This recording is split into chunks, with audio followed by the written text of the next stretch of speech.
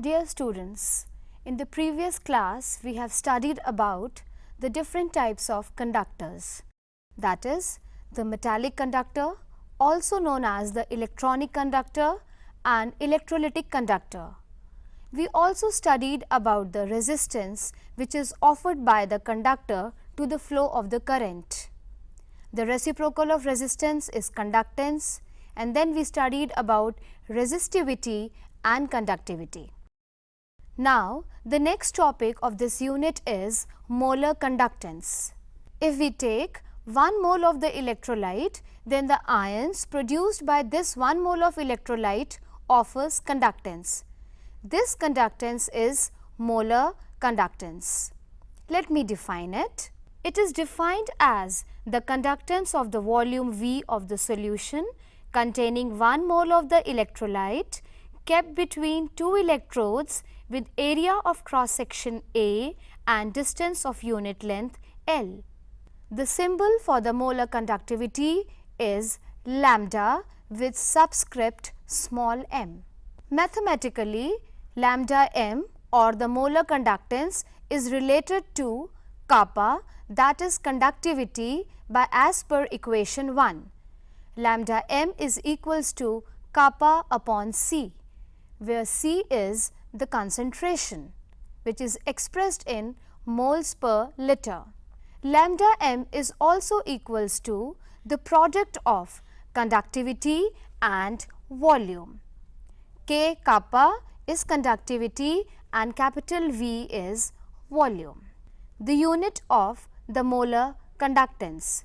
By substituting the units of the kappa and volume or concentration, we get the unit of the lambda m as Siemens meter square per mole.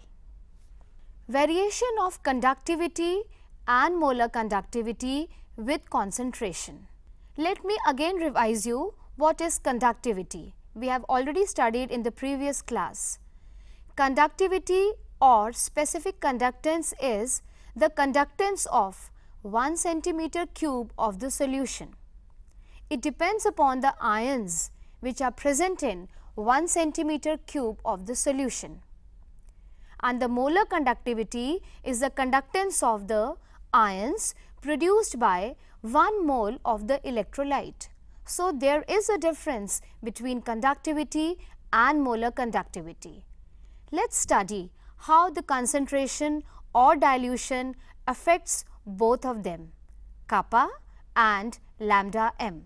First of all, effect of concentration on conductivity. As we know that it depends upon the number of ions in 1 centimeter cube of the solution. So, when the solution is concentrated, the number of ions is more. But as soon as we dilute the solution by adding some more solvent, the number of ions in 1 centimeter cube of the solution decreases, and since the number of ions decreases, the conductivity also decreases. The behavior is same for strong and weak electrolytes both. Effect of concentration on molar conductivity.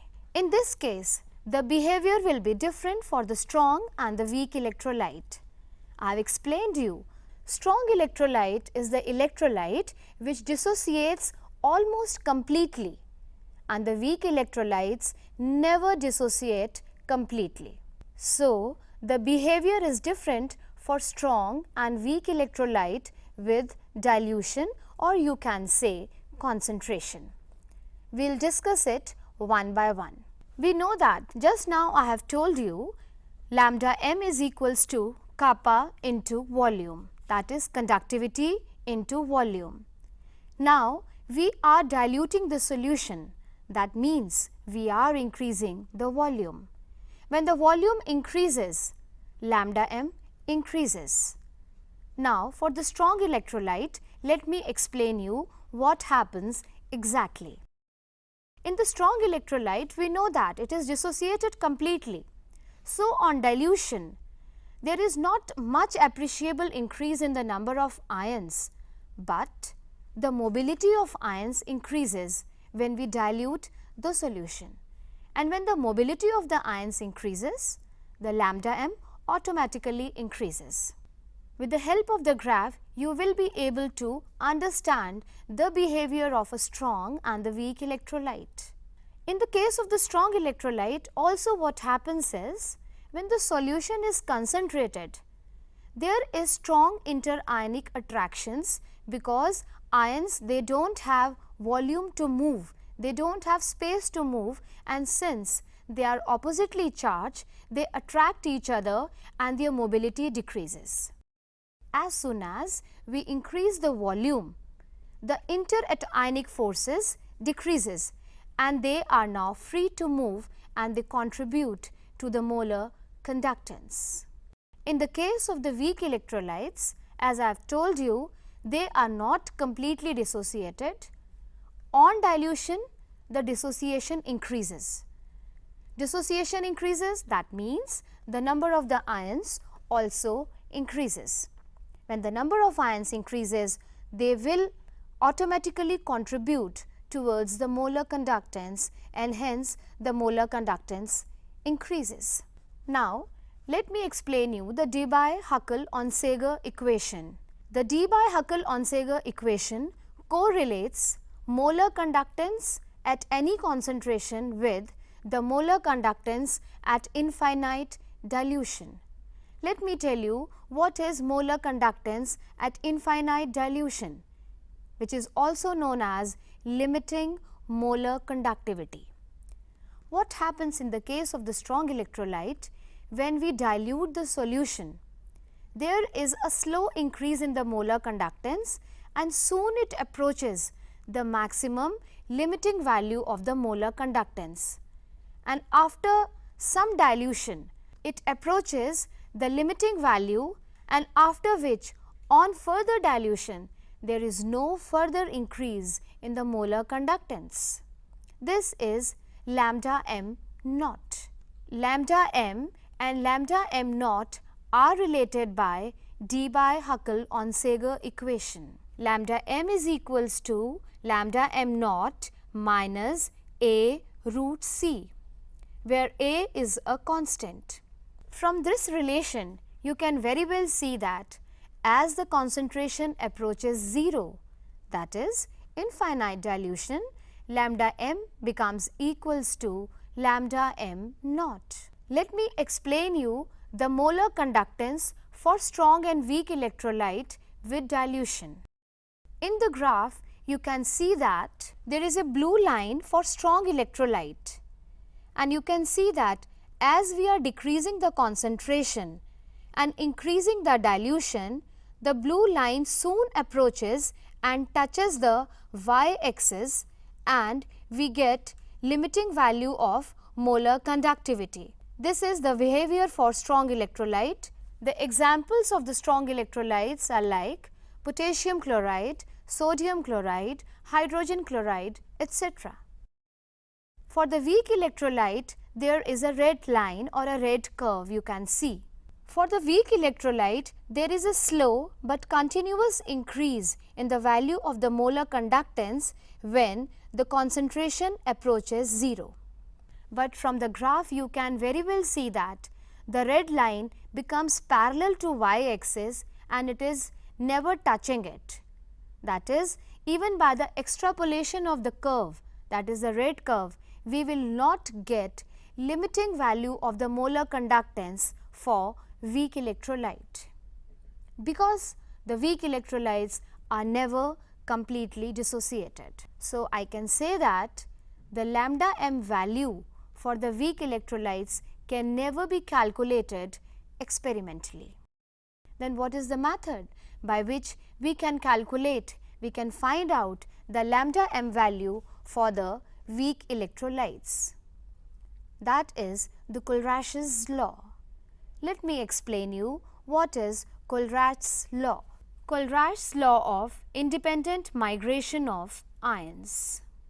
The scientist Kohlrash, he observed that the ions, they have a definite and independent contribution towards molar conductance.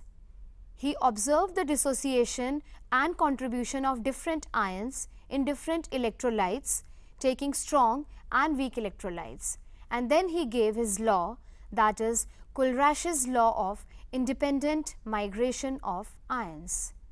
The law states that limiting molar conductivity of an electrolyte can be represented as the sum of the individual contributions of the anion and cation of the electrolyte. For example, lambda m infinity for sodium chloride can be calculated by simply adding the contribution of the sodium ions and the chloride ions. Kulrash's law is very useful in calculating the theoretical lambda m value for the weak electrolytes, which otherwise cannot be found out experimentally. We can just take the values of the contribution of the different ions by taking them from the suitable strong electrolytes, and simply by adding those values we can find out lambda m value for the weak electrolytes. Using Kulrash's law, we can also find out the degree of dissociation, that is alpha, is mathematically equals to lambda m upon lambda m infinity. We can also find out the dissociation constant, that is K. K is equals to C alpha square upon 1 minus alpha, whereas alpha is the degree of dissociation. Let me take a suitable example of a weak electrolyte. Acetic acid is a weak electrolyte. It will not dissociate completely. So, to calculate its molar conductance experimentally is impossible. But by using the Kulrash's law, I can find out its limiting molar conductance by just simply adding the contribution of the acetate ions and the hydrogen ion. But these values are taken from a strong electrolyte. Let's take an example. To find out the lambda m infinity or the limiting molar conductivity of acetic acid, I have to take the values from 3 strong electrolytes. These are sodium acetate, which has the contribution of acetate and sodium ions, hydrogen chloride, which is the contribution of the hydrogen and the chloride ions, and lambda m infinity for NaCl, which is the contribution of sodium ions and chloride ions. Simply by adding and subtracting the suitable values, we can find out theoretical value of lambda m infinity of acetic acid. So, dear students, just now I have explained you the effect of dilution or concentration on conductivity and molar conductance, and I have also explained you the Kulrash's law and its application. I am sure all these concepts are clear to you.